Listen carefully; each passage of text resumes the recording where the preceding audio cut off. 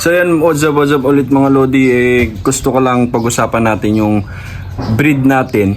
So i-differentiate lang natin yung breed natin. Kaya sa mga breeders dyan mga Lodi, wag na kayo magtangkang mag-breed ng magkapatid sa inaman yan or sa father, kasi i-differentiate natin. So yung isang breed natin born on January 10, tapos yung isa naman born on January 14. So yun, papakita ko sa inyo kasi yung mga, di ko kasi alam mga Lodi, kasi nung first 2 weeks, 3 weeks nila, parang hindi humahabol yung tangkad at laki ng isang sisiu ko, January 14 born. Kaya nung tinanong ko kung magkapatid ba yun, confirm mga Lodi magkapatid. Kaya yun, papakita ko sa inyo mga Lodi.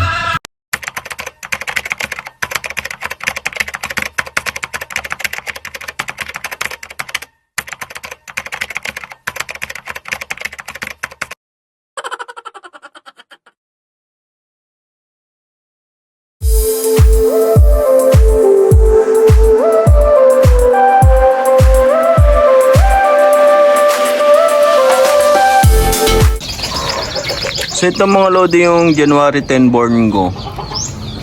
Ko-compare natin mga Lodi ah. Ito yung January 10 born ko. Sakto 1 month na sila last February 10. Yan sila. So bali 7 pieces to.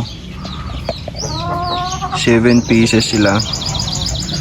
Mostly pa mga pulit. Wawa naman ako. Kasing sabay lang tong mga to. Ko-compare natin. Ito naman mga Lodi yung January 14 born. Yan. Di ko alam na magkapatid pala yung na-breed ko dito. Takas yung sa Oak Grove. Bali hindi ito yung nanay nila mga Lodi. Ito yung nanay ng mga to. Yan. Iniwalay ko lang yung mga malalaki na 7 pieces para dito. Sakitin kasi itong mga Lodi kaya kapag nag-breed ka, yun yung talagang mistake ko. Hindi ko kasi natanong. At confirm nga, magkapatid pala yung nanay nito. Tas dun sa pinaris ko na pang broodcock natin. Kaya, see the difference mga Lodi.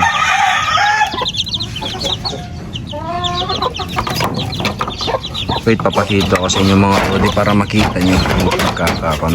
Ito yung January 14 born, ay January 10 born. Ito yung January 10 born.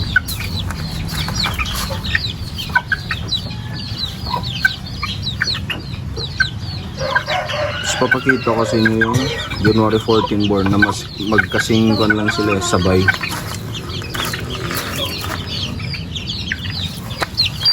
Ito naman yung January 14. Di ba mukhang 3 weeks old lang?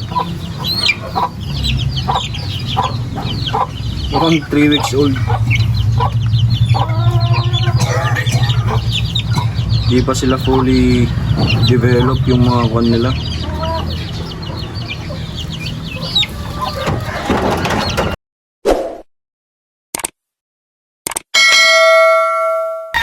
Kaya kung nag-breed kayo mga Lodi, siguraduhin yung hindi magkapatid sa mother or sa father. At kung nag-breed din kayo mga Lodi, mas maganda yung mas may edad, yung babae or yung lalaki. At mas maganda din mga Lodi kung nag-breed kayo ay talaga namang huwag na kayong mag-inbreeding kasi ang hirap mag-inbreeding. Nag-i-inbreed na ako ng puti. Sobrang tagal na, ang hirap, promise. Sakitin yung mga sisiw, ang hirap lumaki. Kaya mas mahal talaga yung papure na manok, papuro na manok kasi ang hirap talaga, promise. Mas maganda yung 2-way crosses, 3 to 4-way crosses. Kasi yun yung mga mas mabilis lumaki at mga healthy talaga. Yun yung kwan kasi kapag breeding mga Lodi, kapag magkapatid lang yung magkapatid sila sa father or sa mother, hindi rin talaga pwede mga Lodi. Kaya mas okay pa kapag 2 to 4-way crosses yung kwan natin. Kaya yun lang mga Lodi.